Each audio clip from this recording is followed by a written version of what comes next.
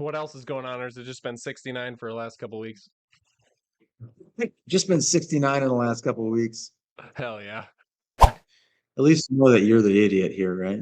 Ah,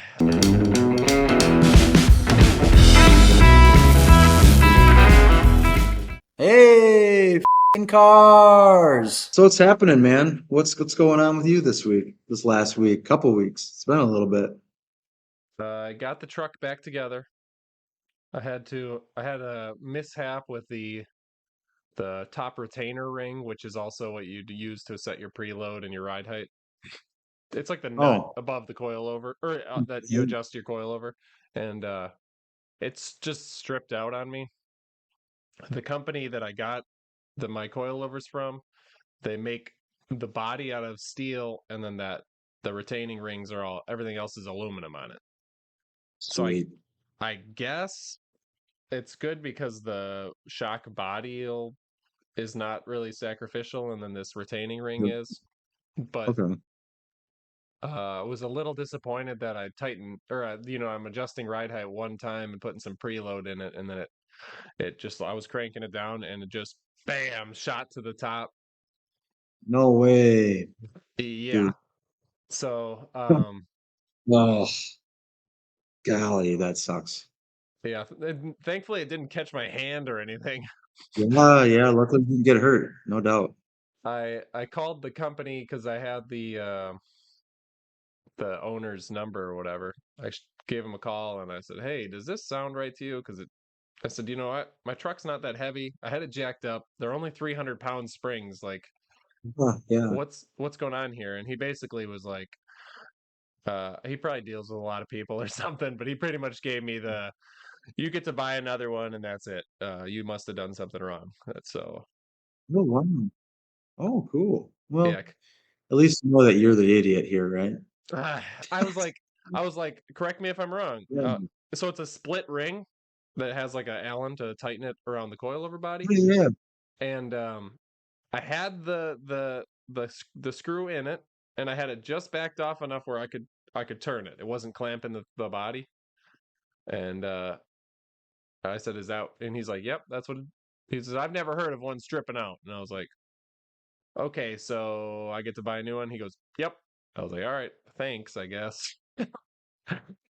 But who knows? Shit. And then I talked to a friend that Well, has the same coilovers, and he said he has bought uh on two occasions had to buy new ones, new so of it those. must be a little more common, and the guy just doesn't want to admit it, kind of a thing. I mean, it's I think everywhere is a little tight right now, and you just don't want to be Oh yeah. sending free stuff to everybody. So I get it. I mean, he was friendly. He answered the phone. He talked to me. He was friendly. He was cordial. But I mean, it is what it is. It's like my biggest thing is it's like a $35 part, and shipping was 30 something dollars. It's always the case. Yeah. Yeah, but I was like, does the shipping really that much? And he's like, yeah, we insure everything now to the nines because we had a bunch of porch pirates steal full on coilovers. So I believe that. yeah, yeah. But so I got it back together. Um, and I had to since I redid all my brake lines, I thought I had it bled out good before, but they were getting a little I was getting a little squish in the pedal, so my son and I rebled it this morning. He rebled all four corners and he was pedal man and he didn't complain at all. So for a 13-year-old, Nice. we're going to take that as a win. But It's a lot of up down, right? that's a lot of pumping. But we did get a bunch of air out and we went for a test drive and it was good. So Yes. it's coming together, but it's still riding too low in the front. So Sure. I have to. I did all the spring math where you get your motion ratios, and then you got to put a cosine in to adjust that based on the angle of the shock, how far it tips inboard, because that changes that too. And I did all Wow. that, and it says I don't something got messed up in the math. It's saying that my springs should be right, but in reality, it's it's just riding really low. I'm really compressing the springs, and I'm gonna have to. So what I'm gonna do now is I'm gonna take my spring stack height at ride height, so compressed with the weight on it. And then I'm going to reverse the math on that, saying if I have 26 inches of 300-pound springs and they're compressing down to 15 inches, then I have 11 inches of compression. 11 inches of compression per corner is going to be this much. So if I go up to a 500, that's going to compress this much, this percentage less. And I'm going to do that, and then He's in rice, dude. redo all the math for spring frequencies and make sure that it's going to ride out right based on reality. I don't know. It's a struggle, but I was thinking about it, and it feels like my truck's been apart for 10 years, but really, I It's took it not that apart long. on the 20th of September. So it was apart a week and 4 days, and that was with pulling it apart twice. So it's really not that long. Oh yeah, that's not too bad. Oh, this the 69 Mustang on the rack. I finally got the other uniside fit up in, and before I got that side fit up in, I realized that the cowl that was installed by somebody else, I welded it on better, but I never checked fitment.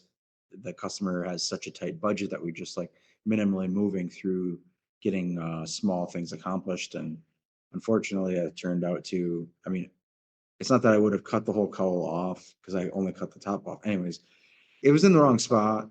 So it can't even fit a windshield in it. So now I had to cut the cowl top off. Yeah, exactly. So everything's fit back in, the front and rear glass fit. So now I just have to pull everything apart,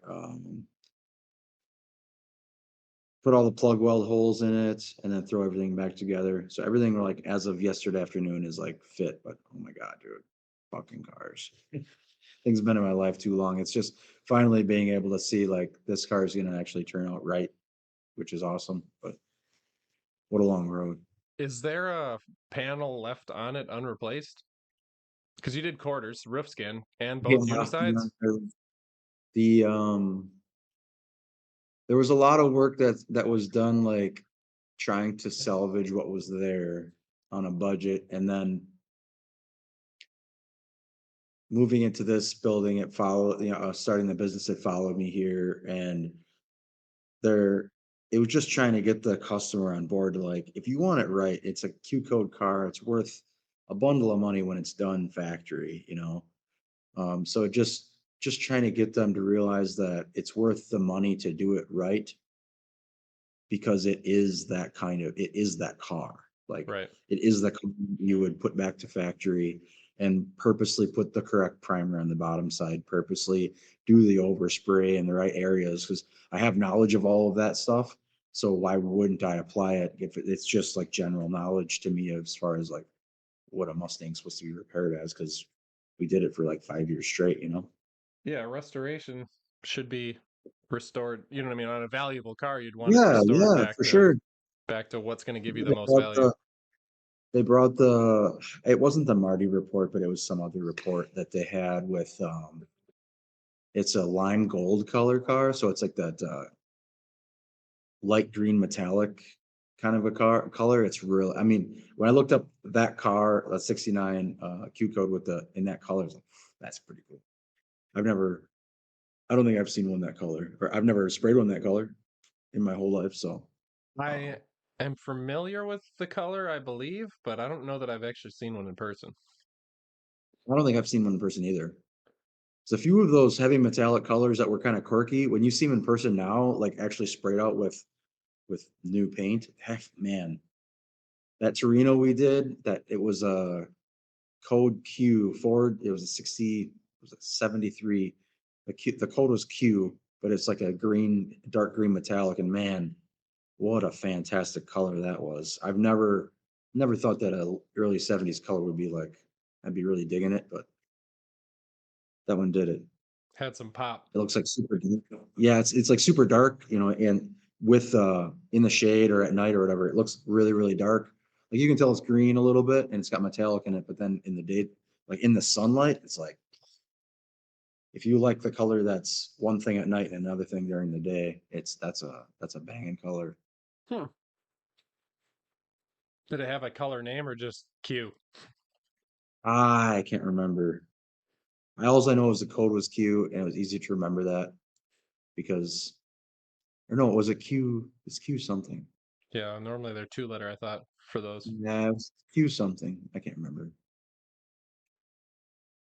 You have the computer to save all that bullshit for me. I don't have to keep that in my memory, right? Right. I won't hold it against you. I rely on PPG for that. Yeah. What else is going on, or has it just been 69 for the last couple weeks? Just been 69 in the last couple of weeks. Hell yeah. uh, No, we got we took on a project from another shop that has been been worked on for a while. It's a Monte Carlo 73 big block Monte Carlo. It's pretty cool.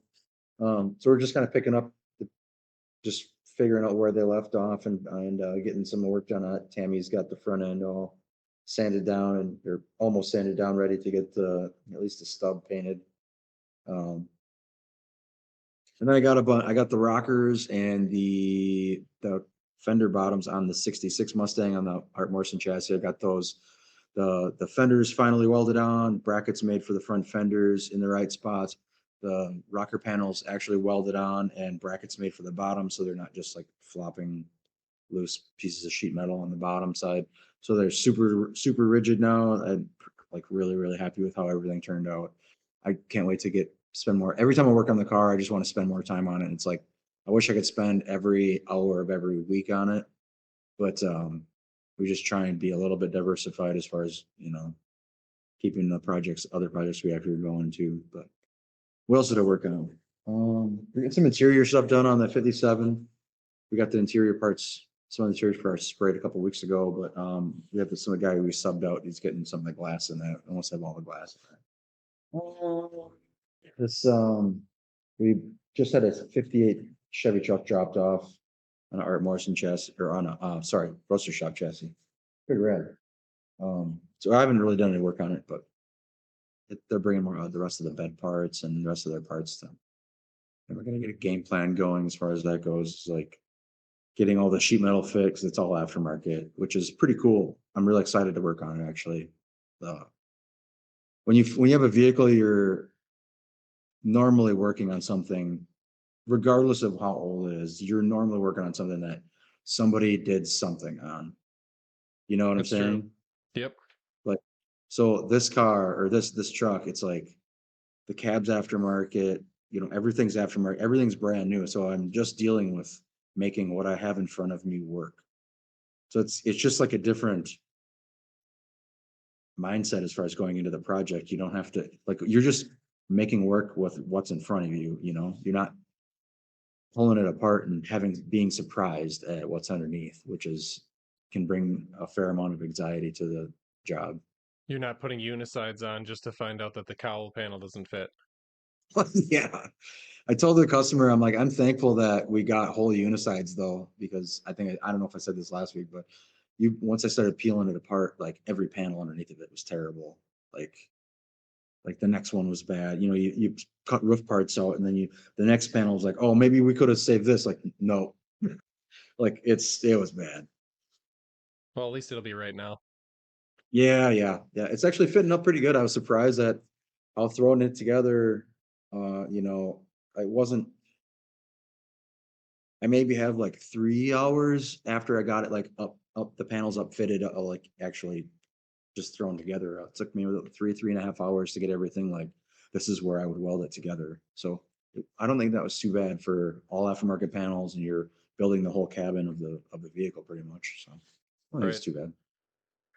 Still got to figure out the drip rail area because the drip rail doesn't come with the roof, and you have to buy it separately. And they just showed up, and it's like I'm at to study the old drip rail and measurements off of that just to make sure I'm not screwing myself. It's a lot.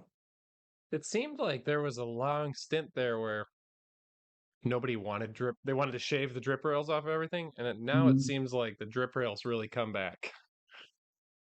I think people are just sick of their shit leaking because they want to drive it. I mean, that's the same idea of having like the Roadster Shop chassis or Art Morrison chassis. They just want a drivable car, And the owners of this 58, they were saying that I was kind of slightly complimenting them on, having everything new, and, we were starting off the right way. And they're like, well, we have 3 trucks, and we bought like restoration panels for one of the cabs for everything and so it's all that's sitting there. So they've actually gone through it, and this is what they're ending up with. And they wanted to buy just a front stub for the frame, and then potentially a rear stub. And they're like, well, then we're just left with this centerpiece that's factory. Like, we might as well just buy a whole chassis, So they kind of went down the roller coaster of, cost versus, are you going to drive it and are you going to use it? And if you're going to use it, you want it to ride good. If you want it to ride good, you go down that cycle, and it's like, this is what you end up with because this is going to be the best. Right. Yeah, it's better to have everything that works together too. If you get a whole frame versus doing a lot of cutting and Well, welding and some of it is just even having serviceable parts. right. Like, you can't, once you start getting into this, even 60s, 50s, 60s and earlier now, you can't buy parts for shit anymore at the parts store, If you're on a road trip, you're screwed. Not saying they're going to have the exact stuff for Art Morrison chassis or Monster Shop chassis, but I think you probably have a fighting chance versus some factory, like trying to find a kingpin on the side of the road, Yeah, but is that 4-wheel drive or 2-wheel drive? Right. Yeah. Yeah. The old parts store problems. Yeah. Oh my God. I usually just try to tell, like, flip the screen around, son. Yeah. I don't go in the parts store that much. I've just come to the I try not to. point where I'm like, I'll just order it and wait, and then it's only on me, and I don't have Yeah. to answer a bunch of questions. And Well, the unfortunate reality of part stores now is if you're looking for a serious part and you need the right part, the first time, it's sometimes these walk-in auto parts stores are terrible at that. But I know there's a couple places in town where you'll go there and you'll buy a part, and it'll be a shit part right on the box. Like, it's yeah, pretty nuts. yeah, you got to think most of especially their bottom of the line ones are Chinese parts that they're just putting a brand name on. Yeah. But I mean, it makes it harder to be a technician in any sort. It's like, how do you troubleshoot stuff when you have shitty parts? It's a replace a part and re-diagnose, and if it's still wrong, like, how the fuck are you supposed to move forward sometimes? Yeah, especially when you got like I mean, it's parts crazy that are stuff, man. buried inside an engine, and then you got like the starter on my Yeah. Tundra is under the intake manifold. So if I bought and I got that at It's- O'Reilly, it's- and if I would have put that in and then put my intake manifold on, got everything sealed, injectors back in, and all that, just to find out the starter was bad, it would have been a disappointing day. it's- It's like you would definitely pay $100 more for the right part to make sure you didn't have to do that again, right? Right. Yeah. I would. But we need the parts stores there because sometimes you need something that day, and you can't get it. You're not wrong. But they got to be open at the same time too. And man, there's like, how many auto parts stores in our town, and I don't know. Good help's hard to find, I guess. Yeah. Yeah, I don't know. I think that's going to be a problem in 5-10 years because you need a I place to do go and believe get. so. You need a place to go and get that stuff that the same day. You're in the middle of something and you need whatever. But Mm-hmm. if the prices are so high because overhead's so high on the store compared to what you can buy them online for, and then they can't get employees that know anything, it's going to be a stretch. But Yeah, it'll be interesting in this town that the CarQuest hub is in Marshfield. I don't know, it's advanced or whatever, but it's yeah, supposedly it's all closing down. So it's like a huge hub, and they had the auto body hub in town here too for those guys, which unfortunately, I don't use anymore because they don't have anything in stock. Like they just don't have anything there anymore because they've lost a bunch of accounts and they can't keep anything in stock. So it's one of those things where once it starts to spiral downhill, it's just, I don't know. That's why I feel bad for all the mechanic shops in town, but I don't really use any of that stuff anyways because I don't do like service stuff or anything like that. So if I'm going to the auto parts store, it's for a pretty unique situation. Yeah. Like I said, the overhead compared to like to stock everything and keep it there compared to just having an online store where Mhm. somebody's selling stuff on Amazon or whatever it be. It's got to be difficult. Yeah, CarQuest actually used to rent the space I'm in right here to Hmm. just shelving and parts. That's all it was. I think it was like seasonal stuff. So they'd pull all the seasonal stuff off or out, like I don't know if it was snow shovels and batteries or whatever the hell it was, but Ice um scrapers. yeah, yeah, ice scrapers, the the Knox ice that you put in your gas tank to make sure your gas don't freeze and shit like that. Yeah. Those are not So problems I miss. this has been a lot of crazy stuff. Like it was a beer distributor. CarQuest had it. They built doors in here for a while. Did some a lot of different weird shit. Hmm. I need a shop. Uh, Oh, yeah, yeah, yeah. Oh, I think I'm gonna try and scoop out some time. I don't think it's gonna be in December, but hopefully in January or February. Just like a, a week for my car, I think. I think I'm gonna do it. Just like block it off. This is gonna be for my car.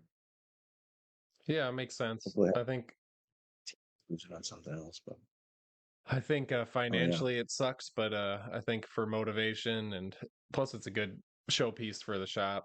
I think it's well worth it. Plus it's the holiday season, you gotta Yeah. give your car some time. Get my Uncle Eddie going on, finish up the car. There you go. I think I can walk on. I mean, I was waiting on some of it was I knew I could get some of these panels made and it making it look like what I want it to look like, but then effectively TIG welding all of the sheet metal together and doing it like somewhat efficiently where I'm not going to ruin my body to do it Right. was that's a whole nother thing. And I think I'm kind of there now. And I'm definitely reaching the end of my physical therapy for whatever I did on my neck. The lady like cranked something in my jaw the other day, was fixed something. So definitely keeping posture when you're working on these cars, man. I feel like the older I get, the more posture is everything. You want to do this for a long time, work on cars, you got to be a monkey, man. It's crazy. Even my wife, she's getting to the point now where we gotta you gotta take it a day at a time. It's some of it you being underneath of a car and on top and then, like working around stuff. You're doing stuff that not a lot of people physically do. Yeah, you got to think a lot of working on cars. You're like arching over them, or you're laying under them and holding your head up. And yeah, I Yeah, there's nothing economic about yeah, I definitely do the dad stretch a lot after I get out for run or something like, you roll the shoulders back. But I was talking to a it. younger guy this week just about that because he said he looks at the old guys in the shop that he works at, and he's just like, I don't want to be broken when I'm old because Yeah, they're that's all my used to future, hunching right? over stuff and uh, Yeah, no doubt. Yep. Yeah, there's a lot to be said. I always thought there were guys that would do like weightlifting in the morning, and I'm like, man, I don't need to do that. I do so much at work. Like, fuck that. I don't need to weight lift in the morning. But now I'm just getting to the point where my body's in a spot where I can start weightlifting and it's not training it in the wrong position, kind of a thing. right. That's loaded anyway. Um, but yeah, now I'm totally understanding. Like, yeah, weight training in the morning or just like weight training period is I could see the benefits definitely because that's the hardest thing you're going to do that day. Everything else is easy. So if you do that, working on the car is going to be, you'll do the dad stretch at the end of the day, but you won't feel like shit the next morning either.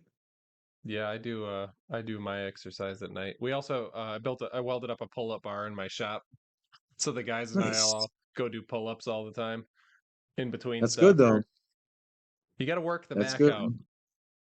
Yep. You got to Oh, have a strong back.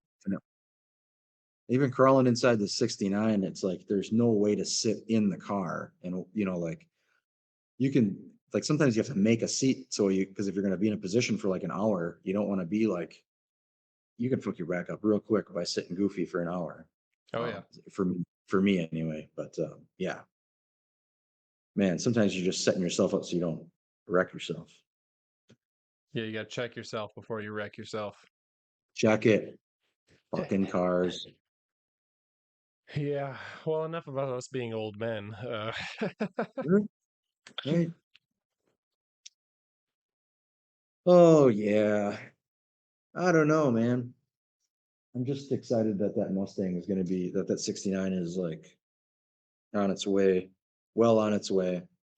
Then this next week I'm gonna work on it a little bit. I'm gonna work on the Model A chop, get some of that roof welded together, and then if I have any remaining time, hopefully spend it on that 66 Mustang. And I want to get the quarter scoops welded in, and then I have to get some trim made for the quarter windows that we elongated or whatever.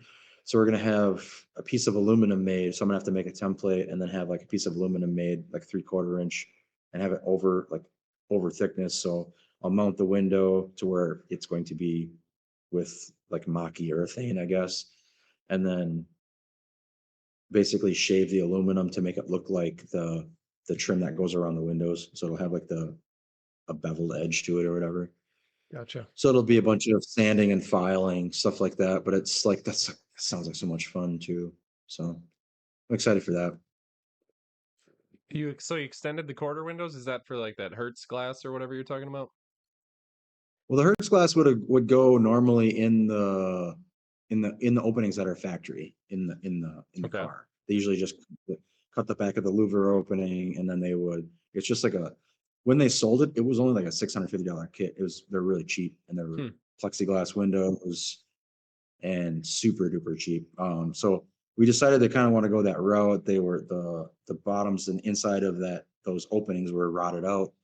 So they were letting me take liberties at the time, and I kind of swung the idea of making the window, because when you look at the car from the side, the back window and that so the back window comes around, and the louver kind of opening started here, and it was only like 3/4 of an inch off. So if you move that opening, it almost looks like a straight, it's like a straight line all the way from the quarter window, the front of the quarter window, to the top of the rear window. It's a straight line that goes all the way up and around. And then the bottom of that quarter window opening, curved it with the quarter panel, so it kind of curves down. And then when you look through the car, it looks like the car has more hips than it does, just because the window follows down a little bit. And it's just these little things. When you look at the car, it looks like a Mustang until you start dialing it in. I can't wait to park a stock one next to it. Like, I can't wait. I think it's definitely a bigger deal than I'm putting it on to be, and probably that, I don't know. I think it's a big deal, this car, because I've never been able to make things out of sheet metal, and like, just somebody say, I trust you, do it, and it's turning out so badass. Like it's a car that if it was the right deal, I would buy the car. Like, that's how much I like it. And I'm not a That- Mustang guy. yeah, it's saying Like, something. I think we know I'm not a Mustang guy, and I would buy this car.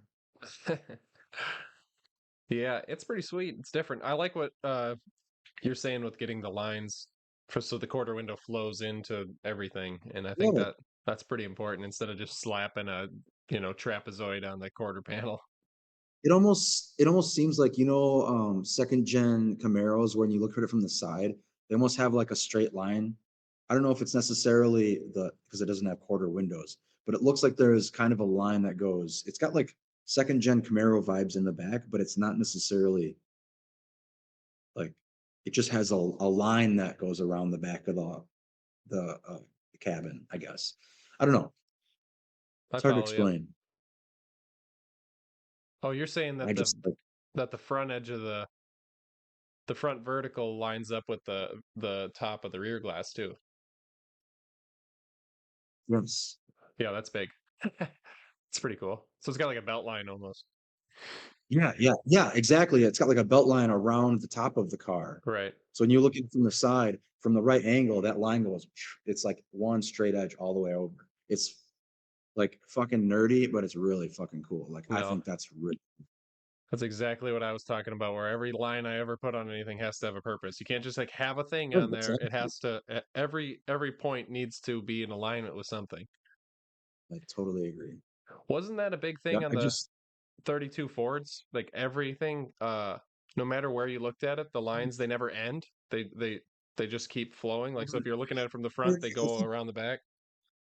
36 Fords are, I mean, anything, I think you could say that about 32s and 36 Fords, I think. 36 Fords are fucking beautiful. Like 3 windows, oh my God. Is Those that things are fucking fantastic. is that what Rad Rides just did? Is that Rad Rides? Yeah, 36 fenderless 36, yeah. Yeah, that thing Which is is a which is a big deal because nobody's ever really done a fenderless 36 and it was like look good.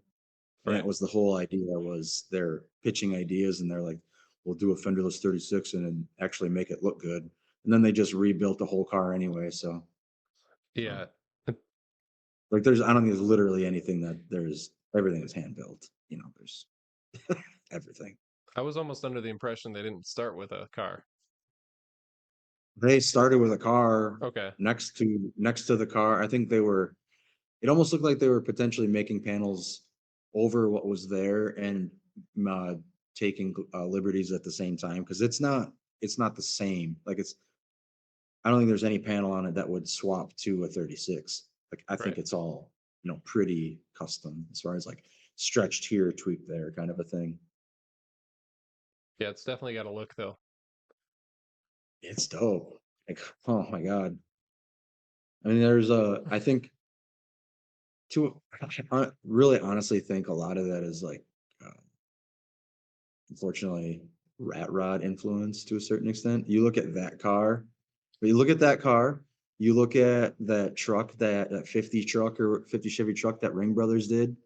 Like that's I'm not saying these are rat rods or by any means, but there's almost like how the rat rod phase came in. God, maybe I'm going off a bridge on this, I want to hear it. right? But you know how when it came out, it was ultra controversial. Not saying some of these cars were ultra controversial, but in certain crowds, especially the ones that the one that the Ring Brothers did, I was like, some people were like, "What the fuck is that thing?" Like, it's not a Chevy truck. Like it's just it's a race car with a Chevy truck body on it, kind of a thing. But I mean, it's fucking cool. It's rad. It looks Right. fun as hell to drive, but it's not. It's like there's almost a new genre being created as far as like styling of or like deleting what traditional rotting not I wouldn't say deleting it, but tweaking what traditional rotting really is because you have to keep up with the times and if you're not you can't do the same thing over and over again. Like I think this is the fallout of that. Like they're just trying to do something a little different and how are you going to wow the crowd the next time? Like you got to start pulling fenders off weird shit. That's kind of what I'm seeing. Right. Let's pull fenders off stuff that's never had fenders pulled off of it and do it cool. That's what I'm Yeah. seeing. I mean, it's art, it's But expression. I think we get like a Pinto, pull the fenders off. We're fucking gold. Uh, I don't know where any Pintos are, but I know there's a couple Pacers sitting. Woo! You pull the fenders off. Nah, I'm just getting dumb. I almost bought a pin. Was it a? No, no, it was a Gremlin X back in the day. Just a Mm, regular, pulled it out of a field, rotten Gremlin X somebody had whatever the AMC V8 was, and it was a total turd, and they wanted way too much money for it. But it was a Gremlin X. nice. I almost bought I think it was like a 72 or a 73 Nova. Those are two very different cars, aren't they? this switch in 72, 73? It I was think like in high 74 they changed. I thought. Oh no, so that still 70. would have been a cool spot.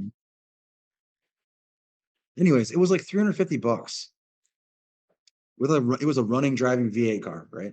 And it was in Stevens Point. I was a high schooler. And man, I was like, I think it was one caller too late. Fuck, that would have been cool.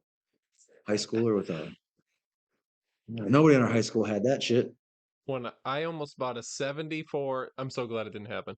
I almost bought a Well, I'm glad this 74 didn't happen either, by the way.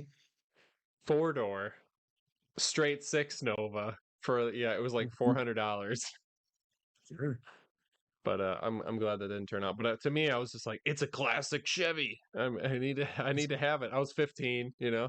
Oh shit. You ever put money down on a car and not end up buying the car and getting fucked out of the money? I've done that. That's pretty cool. I haven't had that. I had one hairy situation when I was just buying I was just trying to buy a car for the wife. So we bought a SRT4 from a guy I worked with, a Dodge Neon SRT4. Yeah. He's like, I was doing a trade in. He's buying a brand new STI, and or maybe it was an STI, and he's like, the dealership only wants to give me like $500 for it or $300 for this Neon SRT4, and I was like, what? And I said, I'll buy it from you for $500. And he goes, you'll give me $500 for the car? And he's like, yeah. And I was like, okay. Not a fun I'd for $500. I'd seen it in the parking lot. I'm like, can't be that bad. So Right? we bought it for $500. Sorry if you're listening to this one. We bought it for $500, and it needed rear shocks, and it was under 100,000 miles, and it was 100% factory Dodge Neon SRT4, manual, turbo. So they have like I think they have a DSM engine in them or something like that or whatever. But They were fucking quick. I almost bought one brand new. I went to the dealership, like I went through the whole thing. I almost bought one. so I put new shocks in the rear, and then I there was a little bit of flaking on the rear quarters at the wheel arch, so I Sure. repainted the quarters. I just did a clear blend job because it was just the dog leg, so I just did the dog leg and then clear blended it Yeah, yeah. and everything because I was like, whatever, it's a it's a Dodge All right. Neon, great powertrain, everything else attached to it, terrible, but Yep. my wife drove it for a while. The only thing we did was put a shift knob in it. That was the only thing not stock. She got one of those sweet poured acrylic ones with the flowers in it, like the actual flower. Yeah. It actually looked all right, but it was like a Japanese drift car thing that What at car the was that? time. What color was this What color was what? Oh, blue. thing? It was the Oh, bright okay. blue or whatever Sure. that standard Yeah, okay. SRT4 blue. And we drove it for a little bit, and I put it up for sale, and I got like 3 people that wanted to come and get it right away for $5,000 I was just to say, because it was a neon unmolested yeah. with under 100,000 miles SRT4, and it was just like there was none of those. There was I no think untouched one. any like enthusiast type car that is unmolested, that's 15, 20 years old, I think people are gonna get good money for. So then I took that $5,000 and decided to buy because I think at the time my wife had had a 454 3/4 ton Suburban for her other vehicle, and Well, it's like both sides of the fence. so we were getting her something economical. She wanted a van. Apparently I refused, but so we went to buy her a car, and I drove down to Chicago from central Wisconsin. So it was like 4 hour drive, went down there, test Mhm. drove a car. I'm like, this is not I can't pay this guy for this car. It was just every bushing, every tie rod in it was just not good. And so I was like, I'm just gonna pass on this. I told the guy, I was like, oh, I'll give you a call, whatever. Yeah. Craigslist. And then Mhm. while we were driving back to Wisconsin, my friend and I, because two of us went because we were assuming we were buying a car and driving it home. Interesting. I was cruising Craigslist looking for something else. This is before Marketplace. And we swung up to Milwaukee, which sucked because we had made it to Madison, and then I was like, let's go to Milwaukee. So then Oh, sure. yeah, so then Yeah, we that's go out of the way. It's for way out sure of the out of the way way. to Milwaukee, and then I was looking at this Cadillac, test drove it. I was like, it needs work. It's just like it was just neglected, but for the most part, it was pretty good. It ran good. I was like, for the money, I think it's all right. Lowballed the guys, and they were like, okay, we'll do it. We met at like an arena parking lot or something like that in Milwaukee, in not a great neighborhood, and I give the guys the cash because they had the title out. I hand them the cash. They hand me the title. We let go at the same time. I flip the title open, and there's signatures all over it. Baby, Like it looked like it was at an something's gotta be auction. real. It was at an auction, and then somebody signed it else after that. And I'm like, there's not even anywhere for me to put my name on this. And they're like, no, no, no, it should be good. And I was like, no, this. Yeah. So then I've got Mm, two guys in a bad neighborhood. I'm in a parking lot. I don't even know who they are technically, and they've got my cash. And then all I've got is sweet. a car I couldn't title. And thankfully, my buddy, who was large, 6 foot, like 6'4" dude, he kind of circled around the back of them so they couldn't like just walk away from me. Oh, sure. And I was like, I'm gonna need my money back. If you can get this title, I'll come back and buy the car. But I'm not taking Dude, this okay. title where I can't even sign it, you know. And there was a lot of sideways eyes happening, shifting eyes, seeing if there was like a if they could get away with it. And then uh, my buddy kind of kept scooting closer to them. So that, and then eventually they gave me my money back. And lo and behold, I never got a call back saying they got the title for it. Hmm, interesting. But And so the that person buying the car probably never titled it. That's just you have the title and this says I own it, right? right, yeah, that's fine. But That's super scary. I ended up Oh my. turning that thing into two cars. I took the money and ended up buying her like a Passat wagon, 1.8 turbo, and then I bought myself a 240 SX. There you go. And Some of it's got to be for you, right?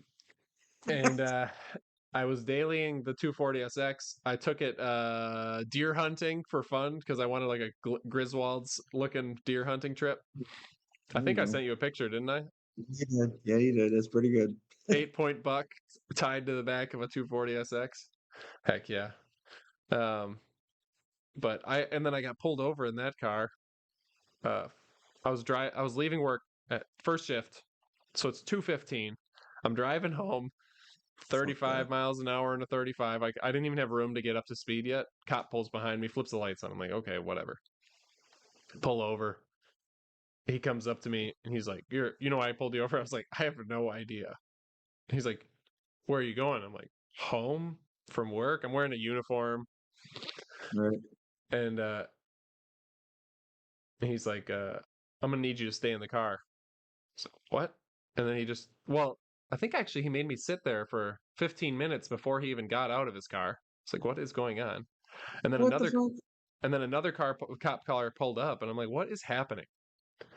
And so he comes up, tells me I need to stay in the car. I'm like, all right. So I stay in the car, and then a couple minutes go by, and then a drug dog gets out of another cop car. Oh, nice. They have the drug dog go around my car. The dog up in the wheel wells all over the place. You know what I mean? Doesn't do anything. The guy gets back to the driver's door, throws a tennis ball at my driver's door. The dog catches the tennis ball, and then the guy goes, I'm going to need you to get out of the car. The dog just marked your driver's door. I'm like, I saw you throw a Yeah. tennis ball at it. So then they take me out of the car and put me up against the front of one of the cop cars. They didn't cuff me or whatever, but they're like, you need to keep your hands where I can see them and all this stuff. And then the dog looked around my car. They didn't find anything. They're like, your door panel's a little loose. Is there something in there? I was like, pull the door panel off. I don't care. Like, whatever. Uh, and then they told me that they're like, how long have you had this car? And I was like, a couple months, but I've never even washed it. Like, never vacuumed it up. He's like, you need to go down to the car wash right now and vacuum it. There looks like there's some shake in the center console. And I was like, I looked, there was Jesus nothing. Christ. And then they sent me on my way. So they just burnt like an hour of my time for nothing because I had a 240 Like, SX with tinted windows, I guess. They don't seem to have the quotas they used to meet, or they're not doing the quota thing that they used to do when you used to live around here. It doesn't seemingly be like it's not that way anymore. Hmm. I don't know why. I know they had like, even in Marshfield, you couldn't drive from one end to the other without getting pulled over. So it's not like it used to be, the cops are still dickheads and stuff, but from my perspective, I mean, to be honest, they are. They're just fucking nosy. They like, I don't know. Probably should stop talking about that. You Well, get we need the myself in trouble. police, but there's always bad eggs. Yeah, I mean, there are, unfortunately, and you have a couple of bad ones, and it gives them all a bad name. But to a certain extent, they should be self-weeding themselves out, because a lot of things happen that way, and they don't have like the avenues for that to happen for themselves. Yeah. Um, when I was, did I tell you about the cop that pulled me over every single time he saw me when I was in high school? So, Yeah, my used to pull me over every single time he saw me, and then my mother decided to contact the chief of police and tell him that the police officer had an unnatural obsession with me. that's fun. But I think he thought he was doing like he was keeping an eye on the kids and keeping them out of trouble. I don't mean to tell the same story if I already did. I can't remember. But I don't think years so. later, I drove tow truck for GMC dealership. GMC Buick Mazda. What a combo. Um, and I got a call to my house to do a tow from dispatch because I used to live on a busy intersection and cars would run one stop sign and get smoked by it was two county highways meeting. And so I get a call to my house. Of course, I call my wife up. I'm like, hey, I just got a call to the house. Everything good? I think she was at work or whatever, so it didn't even matter. But I get there. There's a Jeep rolled over in my front yard. I go flip it, clear it out, get it on the truck, and then park the tow truck in my driveway, and then the whole time, and then I swept up the road and all that from it. And the cop that was on site blocking traffic was the cop that used to give me all the trouble when I was a kid. And you could tell he was like, "Hey man, it's really good to see you out here, being a part of the community, helping and cleaning up and whatever." And I could tell 100% Fuck. that he thought he had a positive influence on my life. And here I went from this kid doing burnouts to now I'm helping the community, I'm cleaning up accidents and helping the police, you know?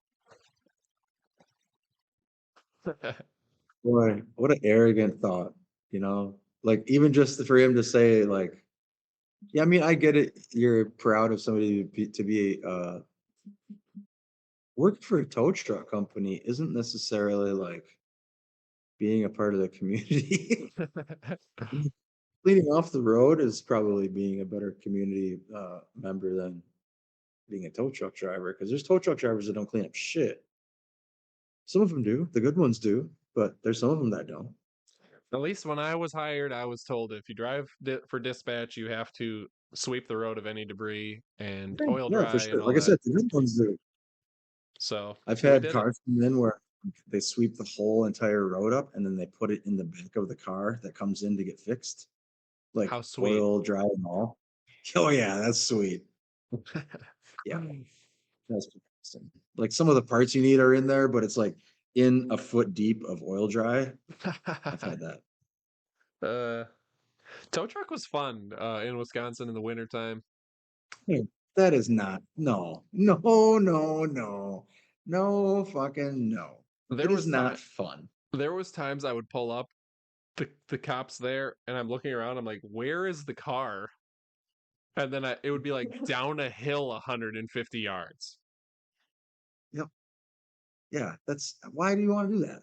So then you got to get all of your chains and all of your winch cable, and then you got to be able to pull it up the hill and then swap stuff out, like keep tension on it. Oh Mhm. yeah. And that's fun, huh? Hmm. I sent something to some friends. I'm real lispy today.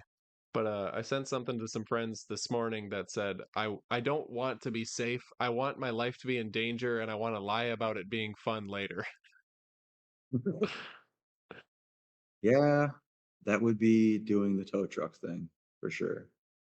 That's how I feel every time I Man, take my boat out in the ocean. Like I believe that too. as soon as I leave the inlet and I'm going like out into the big open water in my boat I paid $175 for, I get like a little This might be it. anxious. This might be it. I think that's good for us though. How It's like a far out do good you go? You go like a long ways out? Out? I think 6, 7 miles out is about as far as we've Shut the gone. fuck up. No way. You can't No see fucking land. way. No fucking way. Not this guy. One time, I not to mean, divert Gooch, to dude. boat stories, but one time I was out in the Gulf. We were doing some island hopping in this skiff that I got for free from my work because they're like, it's not even worth. We'd have to pay to get rid of it. So then I did some horse trading and I got this boat working, and then of course we took it on the ocean and the Gulf of America. It was Mexico back then, but we took it out and then we got It's caught in a storm in a 15-foot boat with a 70 horse on it, 2 stroke, and we're like trying to run away from the storm and head back to the boat ramp. And there's little islands everywhere. And I'm following the no. channel markers, and I'm like, wait a minute, I'm looking. I don't recognize any of this. And so I thankfully had a GPS, and I started looking, Come and I was able No. to cut back. But yeah, whatever. Dude, that's no fuck around. Roads will keep you. You'll find somewhere. You'll get somewhere on a road, man. Stay out of the ocean. It's fucking crazy. It is. Hard pass. You got to play Viking sometimes, I guess. I just seen somebody come up with like these like personal pontoons. Those things look fucking fun as hell. Yeah. I saw a That's pretty thing hilarious. the other day of people take like those like a lawnmower vertical shaft motor, because you how often Sure. do you see those Yeah, for free? And they took apart a boat motor. They took the power head off of a boat motor and they put a lawnmower one on it. And they were like driving John boats around with a lawnmower engine on the top of it. that's hilarious. I think that's what like Rainbow Falls. That's what they had. They had like these bumper boats. Did you ever go to Rainbow Falls when you were a kid around No, here? I heard about it, but Oh, dude. It was like Wisconsin Dells, but better because it was 45 minutes away. hmm, It's fucking awesome. I Well, Plover would have been yesterday. wasn't really a kid. Well, I guess I was like 8th grade when we moved there. Oh, sure. We when we were in Tennessee, we did those K1 speed go karts. Have you seen Oh, those? sure. Those things. That sounds like fun though. So they have like a national circuit of go karts. So you can like take your license from one and go to a K1 in another big city and another big city, and they actually do like sanctioned races, and they've got like leaderboards and they have drift night. Jesus. But we took my kid up there when we were in Nashville, and it was pretty sweet. Like fast go karts indoors. They're all electric, instant torque, sliding. You like they got enough power. You're sliding around corners and stuff like that. It's pretty sweet. Sometimes the cars don't need Yeah, to be big.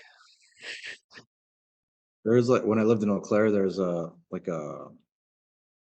called Action City. They had like as a family place, but they had electric indoor go-karts, and it was that they were actually like they were pretty quick.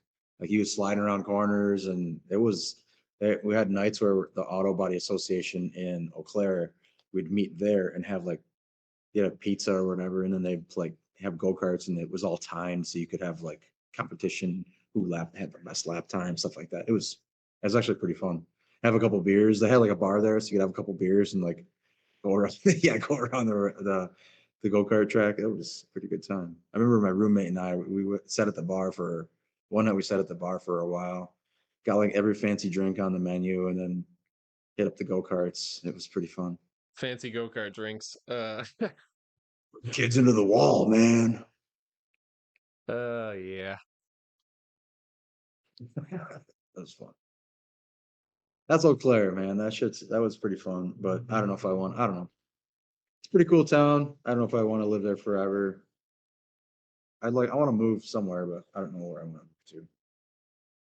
I don't think it's going to be out of Wisconsin, but it could be. I keep thinking about where I think people I know wise and stuff. I might go to Tennessee next because it's kind of a milder temperature than up north. Yeah, it's so We've talked, fucking hot. yeah, we've talked about that. For me, it's hard to say bye to the ocean, but I think about the desert a lot lately with all the truck stuff that we're into. But I don't Sure. know if I'd want to actually live in the desert. No fucking way. I think that would get old really quick. I think it'd be cool for a couple of years, and after that, you'd be. I don't know. That's where I would be. I think Who knows? unless I plant my feet and start a shop, I think maybe moving every 5 years or something might not be terrible though. Yeah, I mean, to me, I don't think if I were if somebody to ask me right now, like not not necessarily like automotive business, but just to start a business in general, like you have to really want to do it. And if you're if you're not living and breathing it for the first 5 years, you're don't even try it. You know what I'm Right. saying? Like you have to have that gumption, that yeah, like that fortitude to make sure that it's going to work. And because it's everything. I mean, especially for me and Tammy, it is everything. We don't have another source of income. It's like and anything you care about is hard. It doesn't matter what it is. If you care a lot about it, it's hard because the highs are highs and the lows are low. So I Yeah. mean, it's to start your own business, if it's something that you can set up to where you can travel and setting up your own parameters, it definitely helps, but it's I don't know. I thought I had my mind wrapped around it even before I started a business, like what it would potentially look like. And it's a little more eye-opening as far as how even just lonely it is. Because you don't really have, especially if you're doing something very specialty, you don't have a lot of people you can ask questions Right. to even know if you're doing it right. Like, do these numbers look right? Like they're working, but do they look right to you? Not necessarily like asking people numbers, but just for instance, how many vehicles took that somebody would work on in comparison to us, and how many vehicles you'd have in the shop, cash flow, all that kind of stuff. It's all just very, very specific. So specific. What works for somebody isn't going to work for another person either. So Yeah, I was talking to my friend with the resto mod shop, and I mean he's 10 minutes from the beach in Fort Myers, but sure. he told me what the overhead on his place is to pay Uh, payroll and the bills, and I was like, Jesus Christ, yeah, dude, it's very eye-opening. I'm gonna bleep this. Dude, it's nuts. That's so much money. I can't even fathom. And we're Right. just two people here. You know, doing this as a business is way different. I mean, I thought I could carve out an avenue in the 30s, 40s, 50s custom car stuff, and it's such a small avenue. Like it's hilarious that I even thought that was even possible. Really. Right. Yeah. I don't know what the right path for me is. Well, that's what I'm saying. Like I think, dude, just doing stuff that you love to do, like hot rods and trophy trucks. You mentioned something the other day, like it can be that though, but it can Right. be that. Why can't it be that? I wouldn't mind working on a trophy truck. I don't have the knowledge of suspension that you do, or like anybody should have. Like I'm just not there with that that avenue of aftermarket automotive shit. Like I love it, but I don't have knowledge of it anyways. But I mean, like I have a guy that has a 300ZX that wants a wide body like welded on, make wide body sheet metal and welded on. So I mean, I'm not opposed to working on newer, different stuff. It's just I'm not gonna do collision or like I'm not gonna do. It'd have to be a pretty cool car to be doing rust repair on a '90s car. You know what I'm saying? Like Right. it'd have to be a Ferrari or something, maybe a Porsche eventually. I'm not sure, Uh, but My boss was actually telling me he's got a friend who does just vintage Ferrari restorations.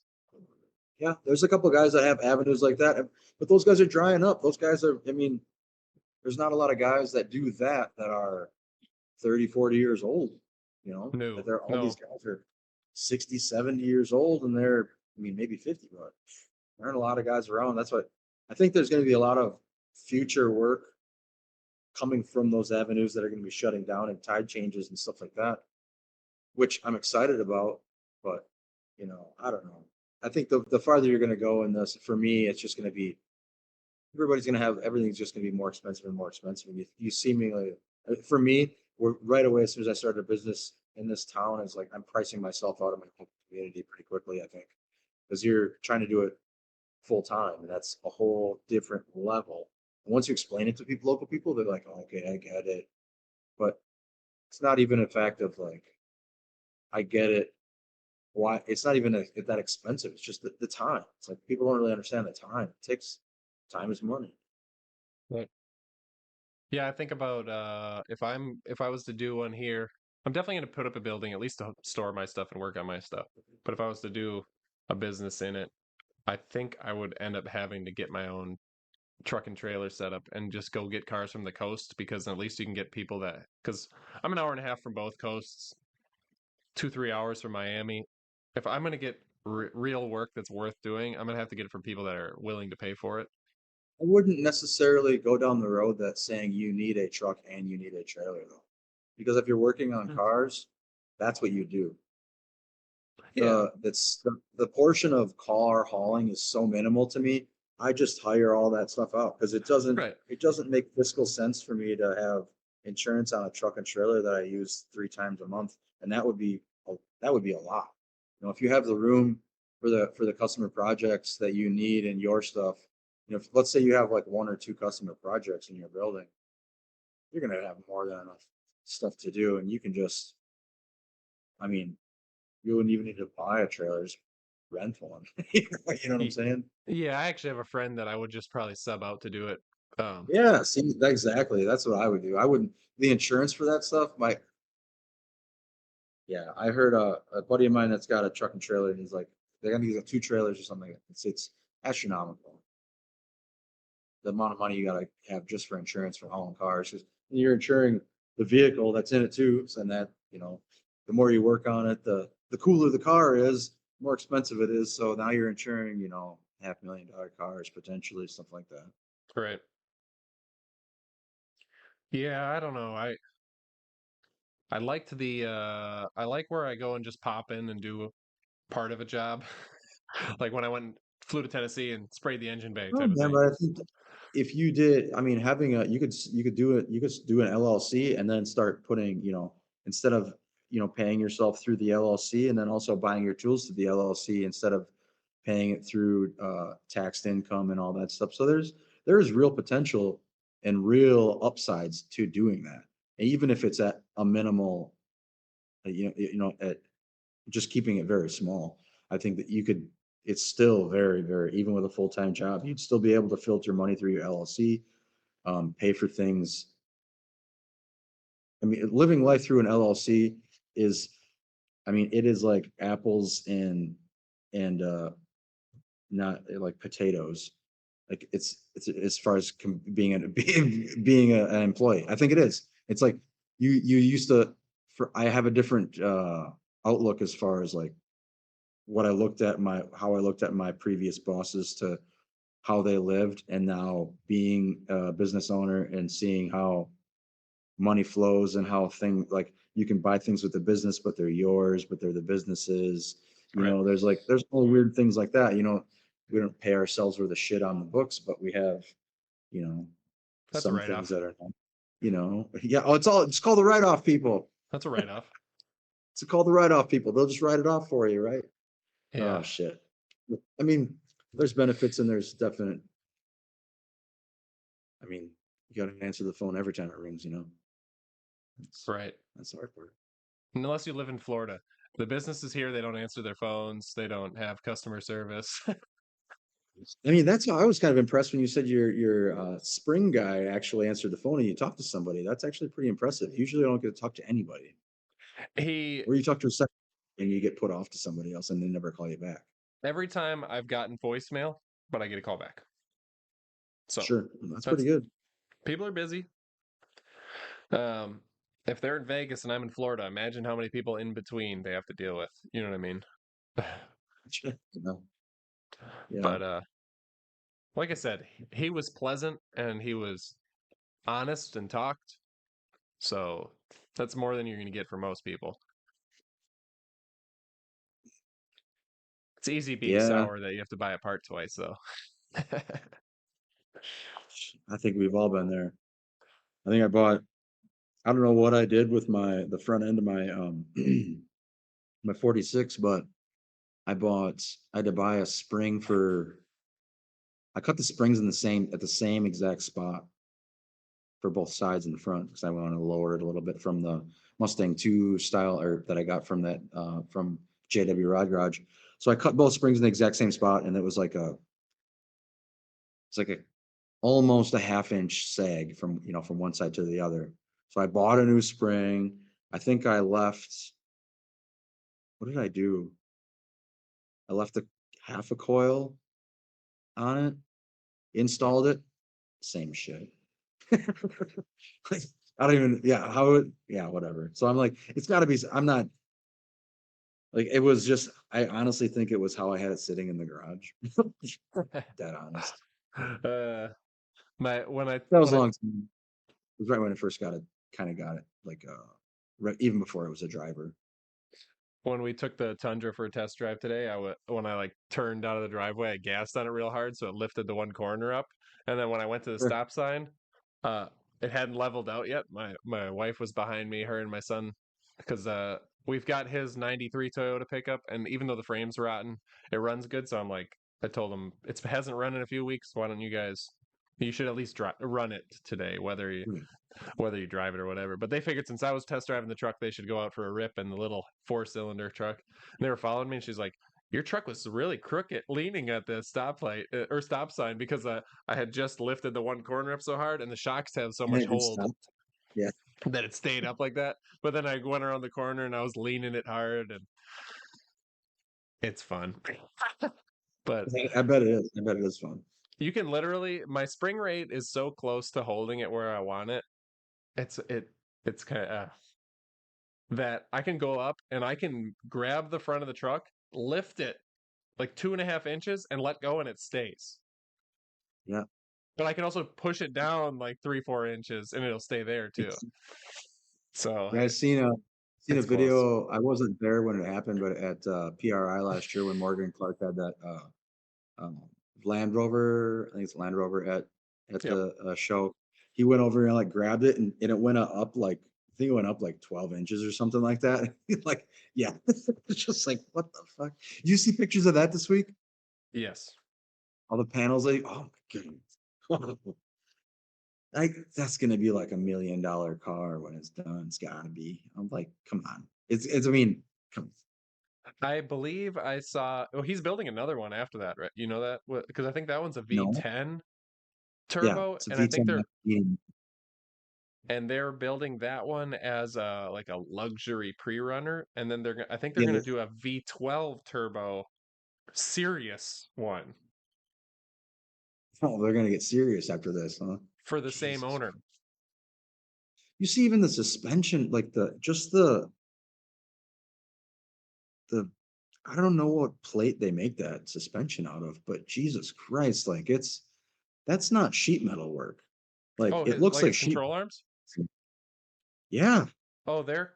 So he built. If you look at the early part of that, he did build sheet metal control arms for it, but they went billet later. Oh, okay. So he built ones to kind of figure out all the geometry and stuff, Sure, sure, sure. and then they decided to go full billet later, and he catted them all out and worked with another guy that's a designer, and together they got it done, and then they had them all machined out. So yeah, they're actually like billet control arms, upper and lower on that. Bananas, I dude. saw I saw a post of that car yesterday that said Morgan Clark's out here building stuff like this while us mere mortals don't even understand what's happening or something like that. Look, I'm just trying to get this Mustang restoration put together, and this guy's in the beautiful control arms that nobody will ever see. Fuck, We it's uh crazy. because of seeing all the stuff he does, and then there's no other Morgan Clark, but there's adjacent, other builders doing really wild stuff. Yeah, yeah, sure. And because of all of them, I think on my son's truck we're going to go center mount suspension on that. So the lower control arms will mount like a trophy truck, where they're only about 4 inches apart from each other in the middle. Oh, cool. So because why not? Oh. If you're building control arms, it's building control arms. It just meant, I mean, they're just a little longer, right? Well, it'll be from the firewall forward. I'll pretty much be building everything else, everything new out of tube to do that. But that's okay. I got a You guy still in. gonna run four cylinder? What was that? You still gonna run the 4-cylinder in there, or are you gonna put something different? Oh yeah, 4 cylinder. We're gonna turbo it, Oh, but nice. nothing crazy. Just like 5-10 pounds, turbo 4 cylinder.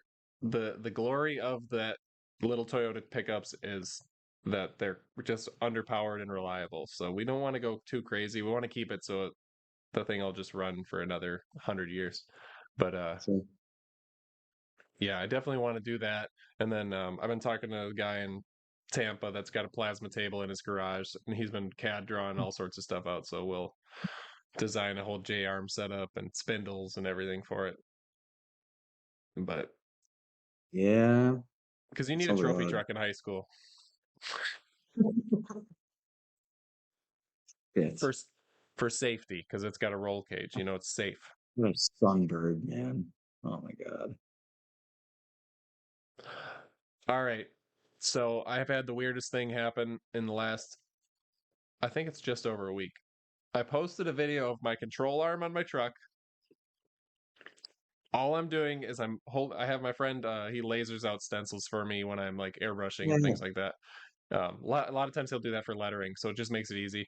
And I was like, hey, I was gonna just get it cut out of vinyl, and I was like, well, I don't want to do that. So I had him. He just cut out of paper or like cardstock. He cut Terror Shark, my YouTube brand or whatever. yeah. And this is a video of me just holding it up to the control arm, grabbing a can of paint, and painting black the letters on my red metal flake control arm. And the video this Mhm. morning is over 500,000 views. What? That's fucking crazy. It's the most viewed video I've ever made, and it's me spray painting my name on a control arm.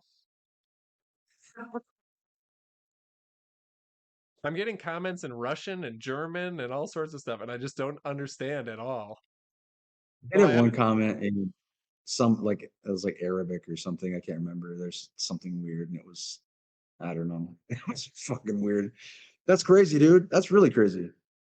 I mean, I'm thankful that the video that got 500,000 views and still getting 1,000 views an hour is my brand.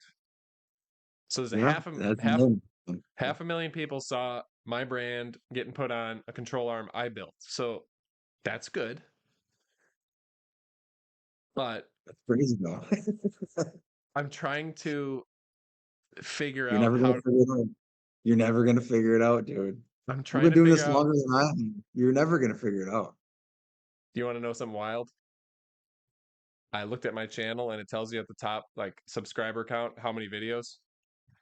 Subscriber count 6,500 something. 2,000 videos. Well, you're famous now. No. Uh I did get, I got a lot of following from that one video, and it, like I said, it's cool. I've been taking it apart, and I'm like, okay, so you got a couple things going. You got, you know, an oversized coilover. It's red and machined and black anodized. You've got my control arms, which are red metal flake hand built control arm. But I think so that adds a little bit to the shot. But I think what it really comes down to is when I start out, I'm holding the stencil over it already a little bit, so you can't really see what I'm stenciling. Yeah. And then it like pulls it away and it like shows it. Yeah. And then I spray paint the tip of my thumb and my pointer finger from holding the stencil tight.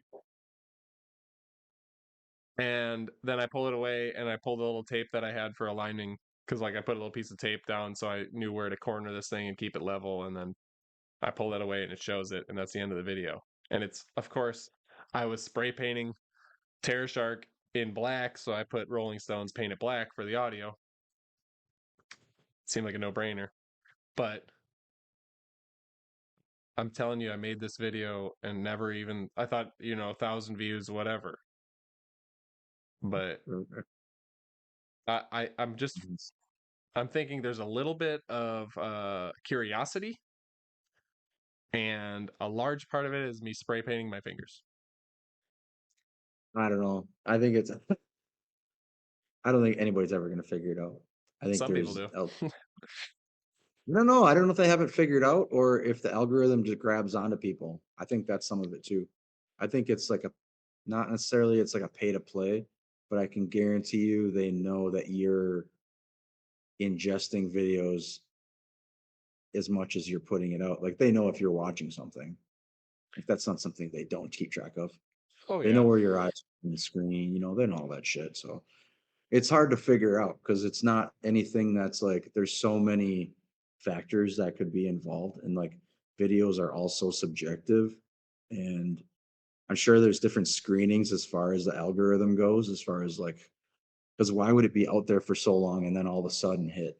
So there's like, that's really weird. Because it's been out for like a week or two, right? It wasn't Uh, right away. no, it started getting views like within a day. So it's been out for a So week, but basically, like, it was like, I don't know, 12 hours after posting it. Like, it got the usual, like, 1,000 views in a couple hours, and then it just slowly crept, and then it just went, I think it was like 2 or 3 days is when it went nuts. So people must have just kept or you know what I mean? I got enough engagement steady that they were like, "Oh, wait a minute, people are actually watching this," and then they just force fed it to everybody. it's really weird. I don't know.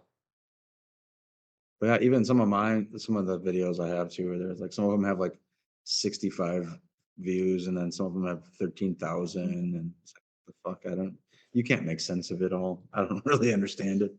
Yeah, I post car videos, and I can pretty much guarantee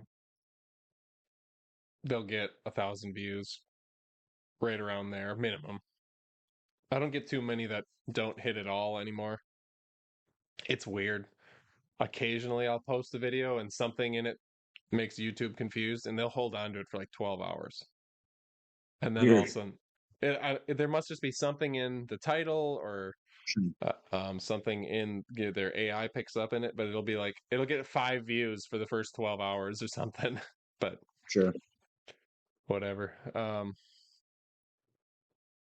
I've been trying to broaden my viewing landscape and watch a bunch of different kind of car YouTubers lately, just for inspiration and to see, how they're doing stuff with the cars, how they're doing stuff with the videos. That's what I was doing before you got on. No, I can't remember what it is. It's like it looks like an 80 El Camino, the trailer park, something. Can't remember what it's called. It's like an 80 El Camino, but it's like wide bodied and like fucking crazy looking. It's like bananas. The fucking Monte Carlo. No. I'm so sorry. It was an El Camino. Um, El Camino. I'm so sorry. El Camino, wide bodied, and it's just fucking crazy. It's trailer park something. Anyways, sorry. I don't know what I was talking about. Anyways, good story, right? Fucking good story, Quentin. The dude Trent calls me and he's like, "Hey, what's your buddy's name from Anago?" I'm like, "Fucking what buddy?" So we went to this metal shaping meet in springtime, and there's this guy. I mean, he looks like the Doughboy from like Doughboy Painting, he's but an old dude and he can barely walk. Like, we're not making fun of him, but he's just very cartoon, put it that way. Um, but he's always just really overly interested in metal shaping stuff. He's really nice, but he's just like a lot to talk to. Anyways, I've seen him like at oh my god, I've ran into him like 3 times this last summer. He actually came to our open house and he was running the power hammer and stuff. Like I said, he's very nice, but he's like a lot. So like, what's your buddy's name? I don't know what his name is. So, anyways, we got the bullshit about him. He was asking about VFD stuff on his Pullmax, and um, so we got to talking. And he's Trent's like he's like working on car for the Riddler, like they're competing for the Riddler. So they're making covers to cover where the 4-link bolts, I believe, the 4-link bolts to like the frame. So they're making covers to just cover the joint and shit. Mhm. It's like, dude, this guy does some of the best work I've ever seen. And if he's saying that he's doing some cool shit, it's like, God damn, that's gonna be cool. I can't wait to see it in person. I'm gonna have to go there to see it, I think, because can't share any pictures, but so cool. That was like really long-winded story to say my friend is doing some cool shit. Sorry.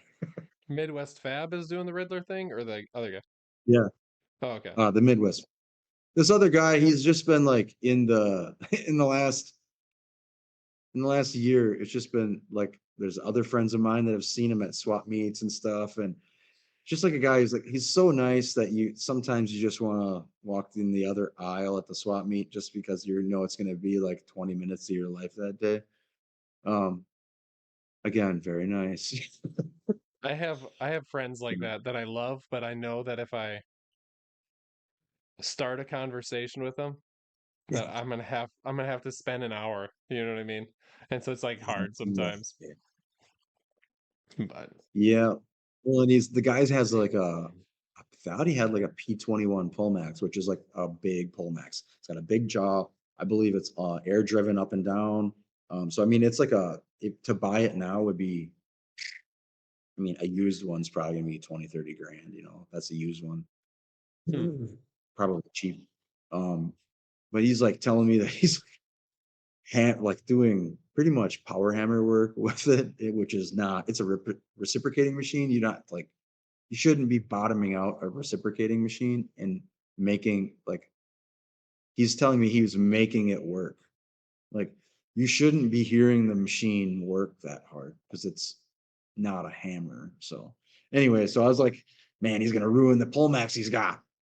But I don't know. Then he's talking to, I don't, so I'm confused because he's saying he's working on a Pullmax, and then he's talking to Trent about a VFD on a Pullmax. So a VFD is a variable frequency drive. So yeah, I don't know if you know anything about that, but Yep.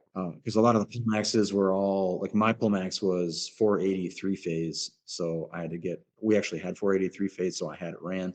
But if you don't have that, you have to get a VFD to run a single phase motor, or to run it single phase, or get a single phase motor. But Yep.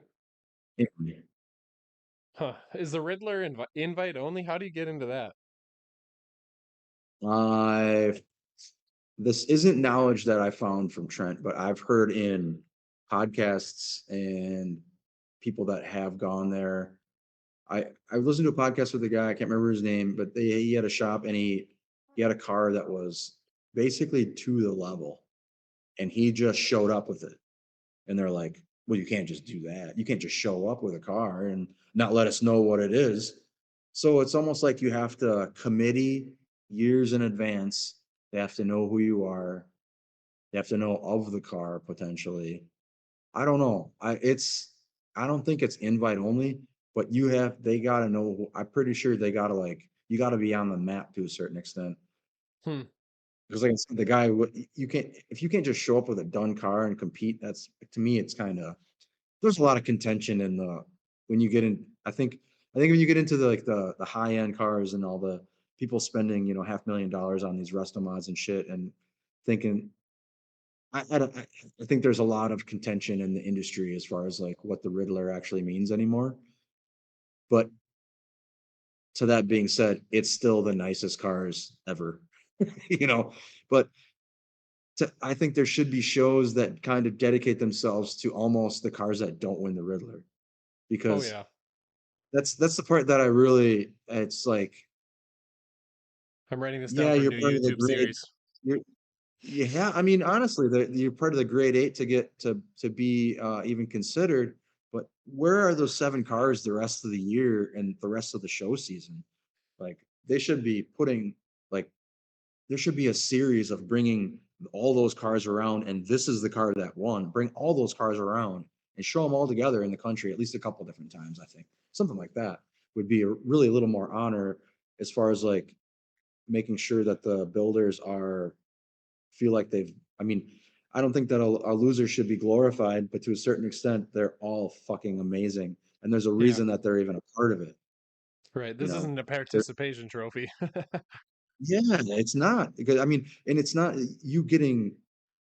you not winning the Riddler. It could, I think that's pretty devastating because you don't get any recognition. I mean, Right. I guess you were part of the grade 8, and that's the idea of the grade 8. But what about the 9th car, man? Like, I mean, come on, it's like it's just so nice in comparison to walking downtown Marshfield's car show.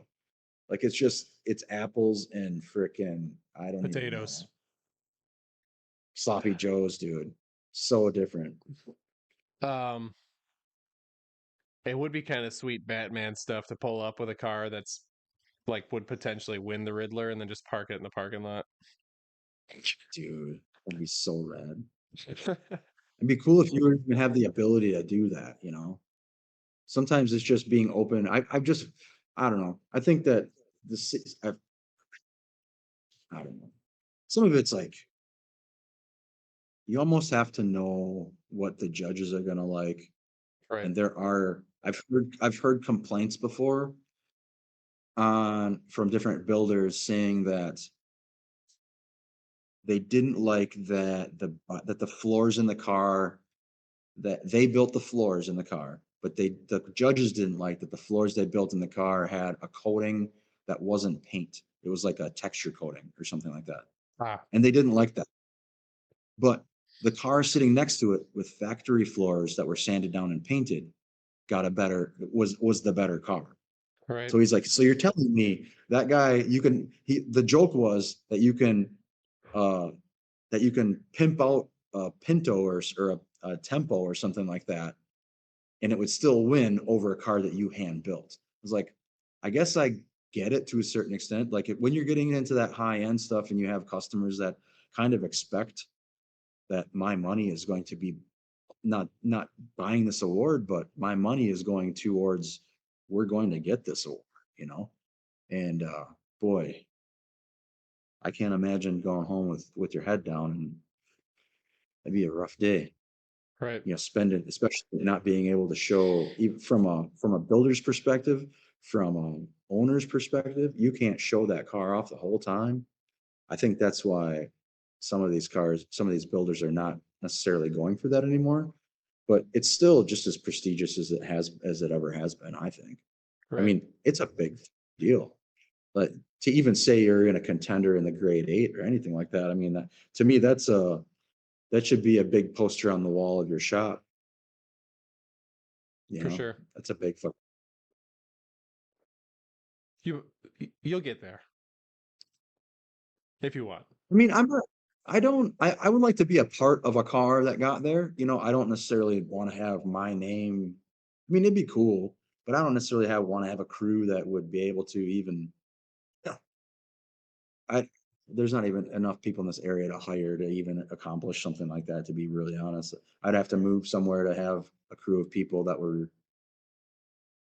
there's just not that many people out here to even help me out, to be really honest. So it would Yep. be hard to have my name umbrella, everything umbrellaed underneath my name. But I would love to be a part of a car. I think that Mustang that we're doing, that 66, I think it's going to be a big deal. I don't know. We're definitely not. It's not a Riddler car. It's not like that's a whole nother level of car. I mean, when you're talking Riddler, that's like uh, four-fold through, Right. five, six-fold of what that Mustang is. It's not like you're paying attention to the details and doing some restyling. I mean, you're paying just as much attention to the bottom side as you are the top. You're Right. making sure that everything is from every angle and every mirror, and like that's uh, that's so much work. But it's so I mean, like again, it's fucking cool.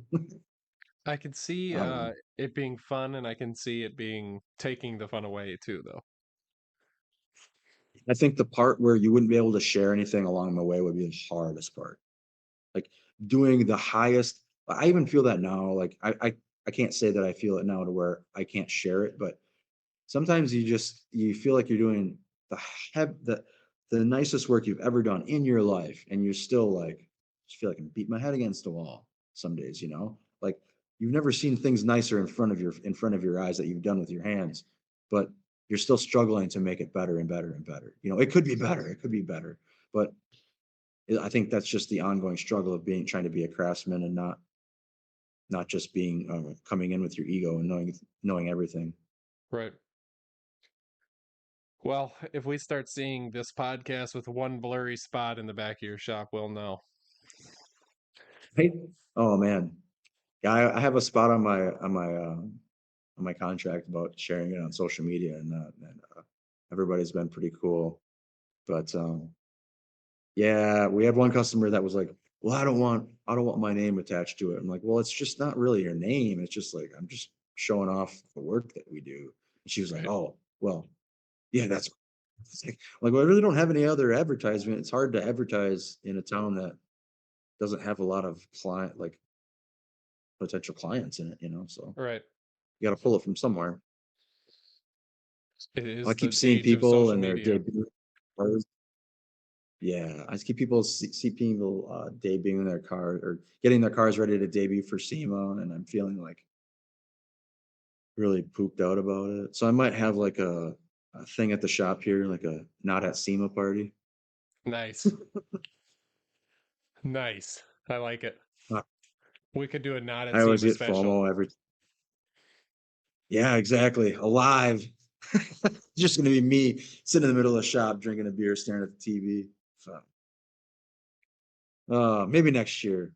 I think the idea was to take that Mustang, and I think we still can. It's just a matter of hooking up with the right company. We just got to get closer to the finish line to even make that Right. attempt and reach out to the company, you know. So I think we can. As far as I mean, even this 58 Chevy truck, man, it's a pretty cool truck. I was I just think it's cool that we don't start out with a big rusty body, and that's usually the biggest pain in the butt is trying to accomplish some of the stuff that is seemingly easy, but it's never that easy. So, Right. I mean, even some of fitting some of the body panels together, there, some of the stuff is pretty far off, but some of it can be just far as like taking one spot weld off, moving a bracket over, and it all lines up. So, I mean, it's just, we got to get it all together, digest some of the problems, and um, I don't know. It's lined up pretty good already. I was over at their house a couple times helping them out, getting some stuff lined up and stuff, and it just kind of got overwhelmed on them. So they're like, just bring it to your shop and keep moving with it. So I don't think Yep. we're gonna get started on it right away. I think they're bringing some more stuff this next week, but probably gonna get started on it. I don't know, probably just what is this, October, November, probably December. Start on it maybe. I don't know. We'll see. We'll see where that other stuff is in the shop. It's hard to schedule some of this stuff when yeah, unschedulable stuff thing sometimes. For the time being, it looks good sitting there. Yeah. Well, Hmm. why don't you tell everybody where to find you online? Oh, Hungry Hollow Customs on Instagram.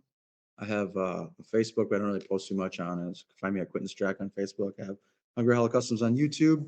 Don't really do. I haven't done a couple. I haven't done. I just do some shows. I haven't done it really too much lately. I want to do an update on the '66 Mustang. I think I'm gonna have like Tam follow me around and do an update on that or something like that. As far as like the styling stuff, because we know we're kind of talking about some of the styling stuff, but I don't think I've really done a video that actually shows like what we actually did Right. so far and stuff like that, you know, Yeah, it'd be good to to show show all the details of. alignments.